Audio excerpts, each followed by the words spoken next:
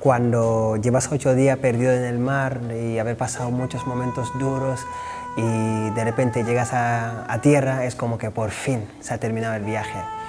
Pero son cuando ya te enfrentas a las leyes de migración, a buscar un trabajo, al idioma, cuando te enfrentas a la cultura nueva, es todo este cúmulo de cosas que te hace ver que tu verdadero viaje empieza ya cuando pisas la península, cuando ya tienes que empezar a trabajar para formar parte de esa sociedad. Después de lo que te cuesta para llegar aquí, y llegar en tierra y de repente te enteras de que si no tienes papeles eres ilegal, de que pues la gente pues tendrán que sobrevivir aquí 3 años para poder conseguir los papeles. Yo creo que estoy totalmente convencido de que la solución nunca será norte-sur, sino que el sur es el que tiene que promover, trabajar, fortalecer